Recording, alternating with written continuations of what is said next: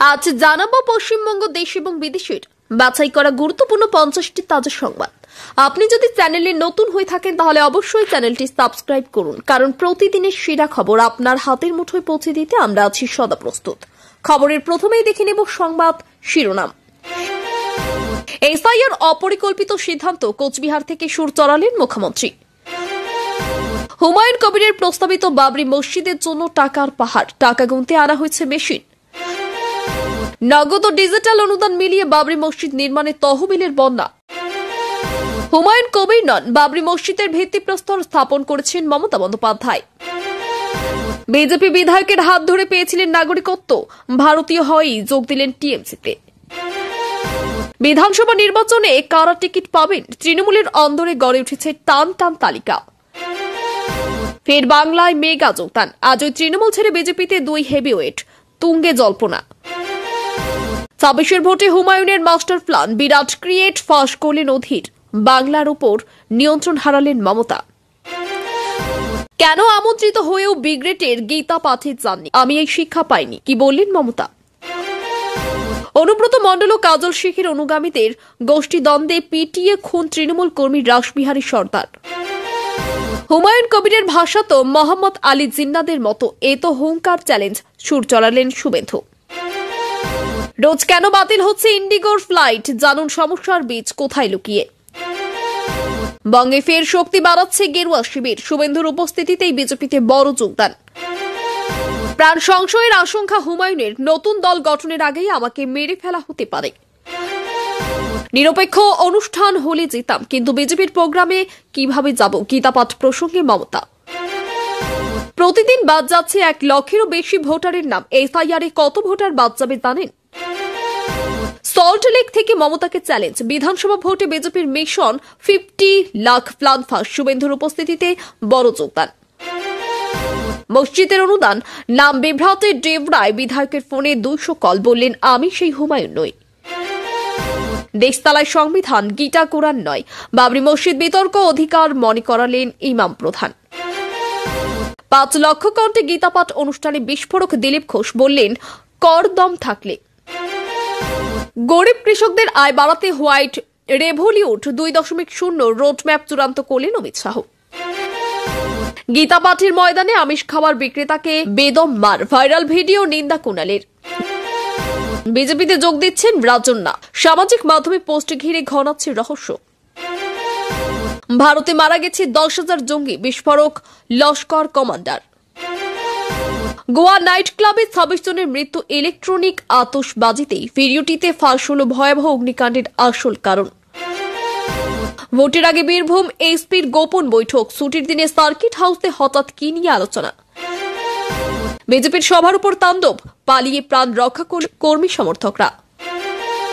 দিদির সরকার শেষ, সল্টলেকে শুভেন্দুর চ্যালেঞ্জের মাঝে বিজেপিতে বড় যোগদান, ভোটের রণনীতিতে শোরগোল।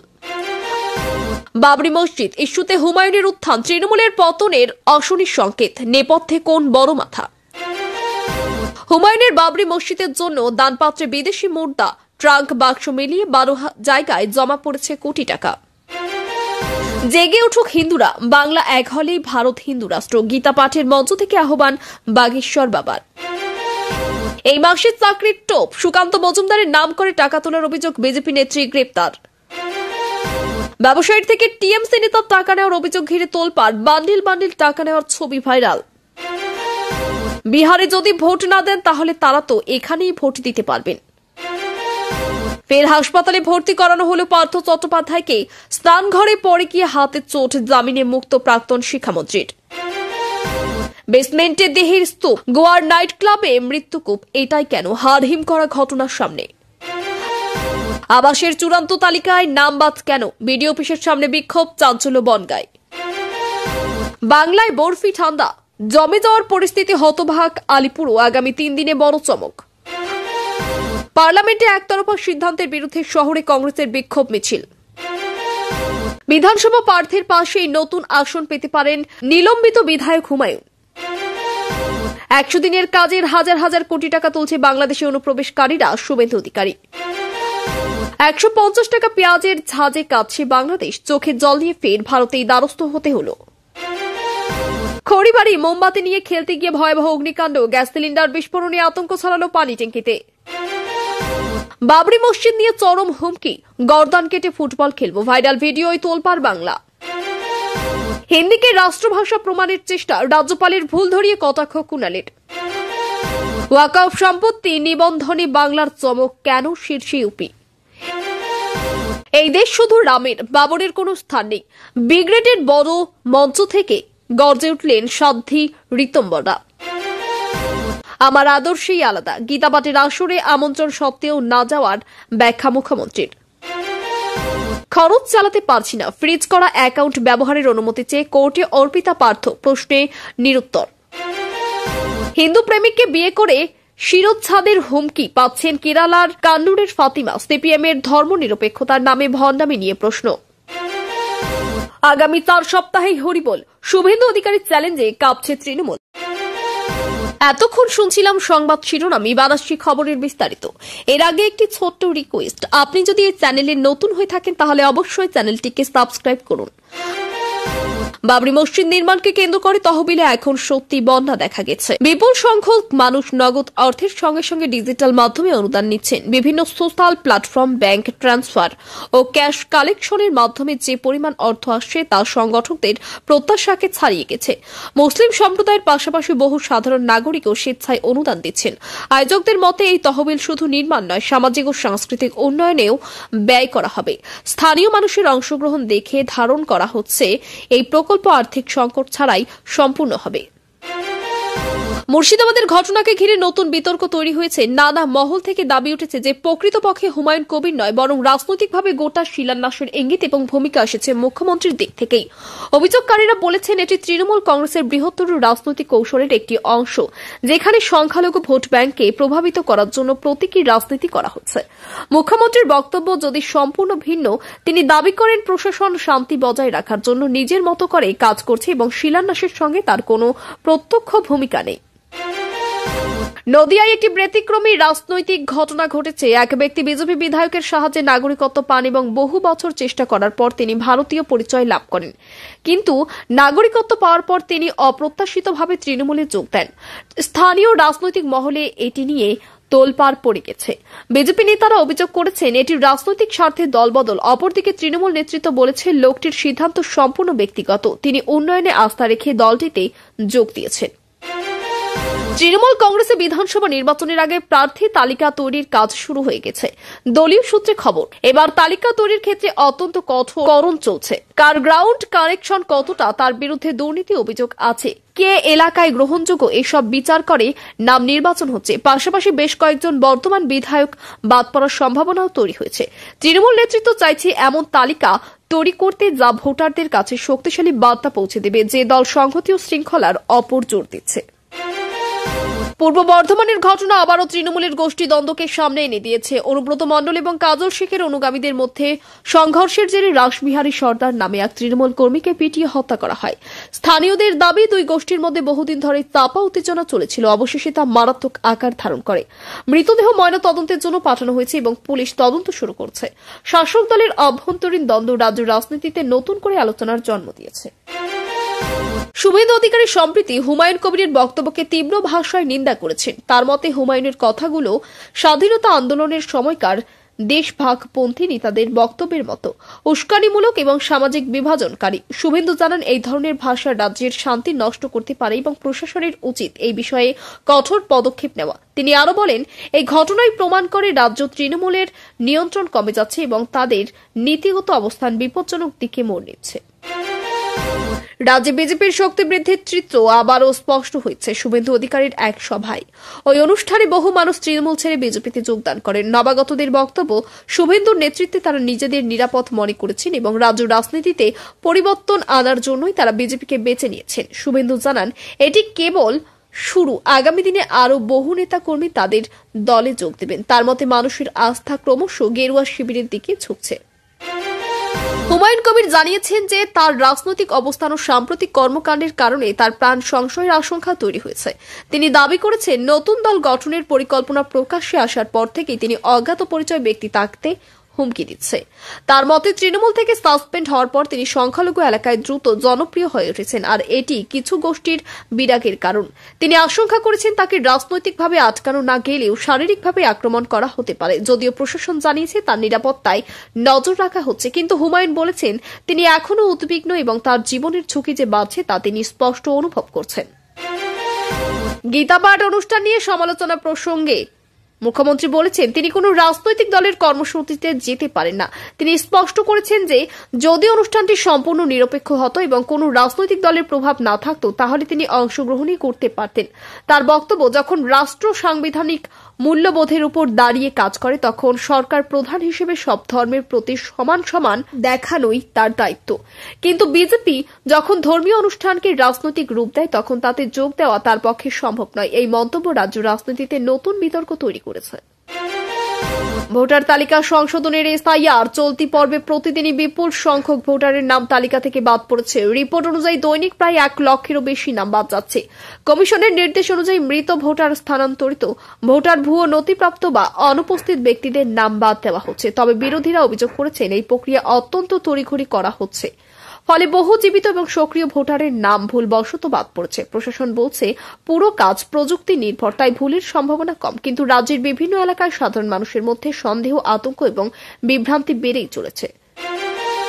হুমায়ুন কবিরের নাম ঘিরে এক অদ্ভুত পরিস্থিতি তৈরি হয়েছে ডেবরায়। বাবরি মসজিদের অনুদান সংক্রান্ত ঘটনায় নাম বিভ্রাটের ফলে স্থানীয় বিধায়কের মোবাইলে একদিনে 200-র বেশি ফোন আসে। বহু মানুষ ধরে নেন তিনি সেই হুমায়ুন যিনি শিলান্যাস করেছেন এবং অনুদান সংগ্রহ করছেন। পরে তিনি স্পষ্ট করে বলেন তিনি ওই ব্যক্তি নন এবং তার সঙ্গে ঘটনাটির কোন রকম জড়িত থাকা নেই। ভুল তথ্যের কারণে তিনি ও তার পরিবার অস্বস্তিতে পড়েন। পরে তিনি জনসাধারণকে অনুরোধ করেন সঠিক তথ্য যাচাই করে তবেই ফোন বা মেসেজ করতে। বাবরি মসজিদ বিতর্কে ইমাম প্রধান গুরুত্বপূর্ণ মন্তব্য করেন। তিনি মনে করিয়ে দেন ভারত একটি নিরপেক্ষ দেশ এবং দেশ চালায় সংবিধান, ধর্মগ্রন্থ নয়। তিনি বলেন গীতা, কোরআন, বাইবেল মানুষের আধ্যাত্মিক পথ দেখাতে পারে, কিন্তু রাষ্ট্র পরিচালনার ভিত্তি হওয়া উচিত সংবিধান ও আইনের শাসন। সাম্প্রতিক ঘটনাবলী নিয়ে তিনি উদ্বেগ প্রকাশ করেন এবং বলেন ধর্মকে ব্যবহার করে রাজনীতি করলে সমাজে বিভাজন ও অশান্তি বাড়বে। তার বক্তব্য সংখ্যালঘু সম্প্রদায়ের মধ্যে আশ্বাস কর্মী সমর্থকেরা জীবন বাঁচাতে দৌড়ে পালান। চেয়ার ভাঙচুর, মাইক স্ট্যান্ড ক্ষতিগ্রস্ত হওয়া, পাথর ছোড়া, এসব ঘটনার অভিযোগ উঠেছে শাসক দলের বিরুদ্ধে। যদিও তৃণমূল দাবি করেছে ওই বিশৃঙ্খলার সঙ্গে তাদের কোনো যোগ নেই, এটি বিজেপির নিজেদের গোষ্ঠীদ্বন্দ্বের ফল। ঘটনায় কয়েকজন আহত হন এবং পুলিশ এলাকায় পৌঁছে পরিস্থিতি নিয়ন্ত্রণে আনে। হামলার প্রতিবাদে বিজেপি নেতৃত্ব কড়া ভাষায় রাজ্য প্রশাসনের সমালোচনা করেছে। এই মাসে চাকরি পাইয়ে দেওয়ার প্রতিশ্রুতি দিয়ে প্রতারণার অভিযোগে এক বিজেপি নেত্রীকে গ্রেপ্তার করা হয়েছে। অভিযোগ অনুযায়ী তিনি রাজ্য সভাপতি সুকান্ত মজুমদারের নাম ভাঙিয়ে একাধিক যুবক যুবতীর কাছ থেকে টাকা নিতেন এবং দাবি করতেন all India institute of medical সায়েন্সের চাকরি পাইয়ে দেবেন। কিছু ভুক্তভোগী টাকা দিয়েও কোনো নিয়োগপত্র না পেয়ে তার বিরুদ্ধে অভিযোগ দায়ের করেন। তদন্তে উঠে আসে নেত্রীর সঙ্গে কোনো সরকারি নিয়োগ প্রক্রিয়া বা দলের অনুমোদনের যোগ ছিল না। বিজেপি নেতৃত্ব জানায় ঘটনার সঙ্গে দলের ভাবমূর্তির কোনো সম্পর্ক নেই, এটি ব্যক্তিগত প্রতারণা। পুলিশের জিজ্ঞাসাবাদে তিনি বেশ কিছু গুরুত্বপূর্ণ তথ্য দিয়েছেন বলে সূত্রের দাবি। উত্তর 24 পরগনায় এক তৃণমূল নেতার বিরুদ্ধে গুরুতর অভিযোগ উঠেছে। এক ব্যবসায়ীর কাছ থেকে বড় অঙ্কের টাকা নেওয়ার ছবি ভাইরাল হওয়ার পর এলাকায় তোলপাড় তৈরি হয়েছে। ছবিতে দেখা যাচ্ছে কয়েকটি বান্ডিল বাঁধা নোট নেতার হাতে জমা দিয়েছেন ওই ব্যবসায়ী। স্থানীয়দের অভিযোগ সরকারি বিভিন্ন প্রকল্পের সুবিধা পাইয়ে দেওয়ার নামে এই টাকা নেওয়া হচ্ছিল। তৃণমূল নেতৃত্ব যদিও জানিয়েছে ঘটনাটি সমগ্র সংগঠনের ভাবমূর্তি নষ্ট করেছে এবং বিষয়টি খতিয়ে দেখা হবে। বিরোধীরা দাবি করেছে এটি দুর্নীতির আরও একটি প্রমাণ। গোয়ার একটি নাইট ক্লাবে ভয়াবহ অগ্নিকাণ্ডে বহু প্রাণহানি ঘটে। বেসমেন্ট অংশে আগুন লাগার ফলে একসময় বেরোনোর সব রাস্তা ধোঁয়ায় ঢেকে যায় এবং ভেতরে দমবন্ধ পরিস্থিতি তৈরি হয়। পরে উদ্ধারকারী দল বেসমেন্টে ঢুকে মাটিতে স্তূপ করে থাকা একাধিক দেহ খুঁজে পান। প্রাথমিক তদন্তে জানা গেছে নাইট ক্লাবে অগ্নি নিরাপত্তা ব্যবস্থা ছিল অত্যন্ত দুর্বল। জরুরি নিগমন পথ যথাযথ ছিল না। আগুন নেভাতে দমকল বাহিনী দীর্ঘ সময় লড়াই করে। ঘটনায় গোটা রাজ্যে আতঙ্ক ছড়িয়েছে এবং প্রশাসন সব নাইট ক্লাবে নিরাপত্তা নীতি পর্যালোচনার নির্দেশ দিয়েছে। শুভেন্দু অধিকারী অভিযোগ করেছেন 100 দিনের কাজের স্কিমের বিপুল অর্থ পাচার চলছে এবং তার বড় অংশ বাংলাদেশের অনুপ্রবেশকারীদের হাতে গিয়েছে। তিনি দাবি করেন কয়েক হাজার কোটি টাকা ভুয়ো নথির মাধ্যমে তুলে দেওয়া হয়েছে এবং চক্রটি রাজনৈতিক আশ্রয় পরিচালিত হচ্ছিল। তার অভিযোগ রাজ্য সরকারের মদত ছাড়া এমন বড়সড় জালিয়াতি সম্ভব নয়। তৃণমূল অবশ্য পাল্টা দাবি করেছে শুভেন্দুর বক্তব্য পুরোপুরি রাজনৈতিক প্রোপাগান্ডা এবং কেন্দ্রীয় সরকারের বঞ্চনার দোষ থাকতেই এই ধরনের অভিযোগ তোলা হচ্ছে। পানিট্যাঙ্কি এলাকায় ভয়াবহ অগ্নিকাণ্ড ঘটে যখন বাড়ির শিশুরা খড়িবাড়ি ও মোমবাতি নিয়ে খেলতে গিয়ে ঘরের ভিতর আগুন লাগিয়ে ফেলে। আগুন দ্রুত ছড়িয়ে পড়ে এবং রান্নাঘরে গ্যাস সিলিন্ডার বিস্ফোরিত হলে আতঙ্ক আরও বাড়ে। আশেপাশের বাড়িগুলিতেও আগুন ছড়ানোর আশঙ্কায় স্থানীয়রা পানি ঢেলে আগুন নিয়ন্ত্রণে আনার চেষ্টা করেন। পরে দমকল এসে আগুন নেভায়। একাধিক ঘর ভস্মীভূত হয়েছে, তবে বড় ধরনের প্রাণহানি হয়নি। ঘটনা শিশুদের অসাবধানতা থেকে ঘটলেও এলাকাবাসীর মতে এটি প্রশাসনকে নিরাপত্তা বিষয়ে নতুন করে ভাবতে বাধ্য করবে। বাবরি মসজিদ বিতর্ক ঘিরে এক ভিডিও ভাইরাল হয়েছে, যেখানে এক ব্যক্তি দাবি করেছে এই মসজিদ যদি নির্মাণে বাধা হয় তবে গর্দান কেটে ফুটবল খেলবে। এই উস্কানিমূলক বক্তব্য ছড়িয়ে পড়তেই রাজ্য জুড়ে ক্ষোভ দেখা দেয়। প্রশাসন জানিয়েছে ভিডিওর সত্যতা, প্রেক্ষাপট ও বক্তার পরিচয় যাচাই করা হচ্ছে। রাজনৈতিক দলগুলি এই ঘটনার তীব্র নিন্দা করেছে। সাধারণ মানুষের মধ্যে উদ্বেগ বাড়লেও পুলিশ জানিয়েছে অশান্তি রোধে নজরদারি জোরদার করা হয়েছে। প্রাক্তন মন্ত্রী পার্থ চট্টোপাধ্যায়ের মামলায় যুক্ত অর্পিতা মুখোপাধ্যায় আদালতে আবেদন করেছেন তার ফ্রিজ করা ব্যাংক অ্যাকাউন্টগুলি আংশিক ব্যবহারের অনুমতি দেওয়া হোক। তিনি দাবি করেন তার দৈনন্দিন খরচ চালানোর বাড়ি ভাড়া, ঔষধ, আইনি খরচ কিছুই তিনি মেটাতে পারছেন না। শুনানির সময় আদালত একাধিক প্রশ্ন করলে তার পক্ষেও স্পষ্টভাবে জবাব দিতে পারেনি। বিচারপতি জানান এই ধরনের আবেদন বিবেচনা করতে তদন্তের অগ্রগতি ও অভিযুক্তের সম্পদের উৎস সম্পর্কে নিশ্চিত হতে হবে। মামলাটি নিয়ে রাজনৈতিক অঙ্গনে তীব্র আলোচনা চলছে। কেরালার কান্নুরে এক মুসলিম যুবতী হিন্দু প্রেমিককে বিয়ে করার পর জীবন হানির হুমকি পাচ্ছেন বলে অভিযোগ। পরিবারের একাংশ তার নিরচ্ছেদ পর্যন্ত করার হুমকি দিয়েছে বলে তিনি জানিয়েছেন। যুবতীর দাবি এটি ব্যক্তিগত স্বাধীনতার উপরে আঘাত এবং রাজনৈতিক দলগুলির ভণ্ড নিরপেক্ষতা এখানেই স্পষ্ট। সিপিএম শাসিত অঞ্চলে এমন ঘটনাও শাসক দলের ভাবমূর্তিকে চ্যালেঞ্জের মুখে ফেলছে। পুলিশ তাকে নিরাপত্তা দিয়েছে, কিন্তু তার ভয় এখনও কাটছে না। শুভেন্দু অধিকারী সম্প্রতি দাবি করেছেন আগামী 4 সপ্তাহে রাজনৈতিক পরিস্থিতি আমূল বদলে যাবে এবং তৃণমূল সরকার দুর্দশার মুখে পড়বে। তিনি ইঙ্গিত দেন বহু দুর্নীতি মামলার তদন্তে বড় পদক্ষেপ আসতে পারে এবং প্রশাসনের ভিড় নড়বড়ে হয়ে যাবে। তার মতে বক্তব্য রাজনৈতিক মহলে জল্পনা ছড়িয়েছে। শাসক দলের দাবি এই ধরনের বক্তব্য কেবল ভয় তৈরি করার কৌশল।